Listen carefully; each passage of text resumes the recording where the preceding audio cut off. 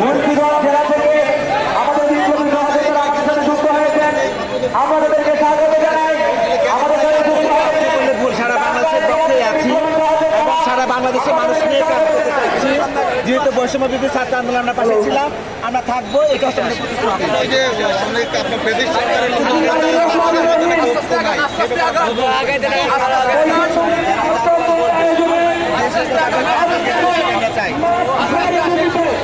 আপনি আগে থাকেন।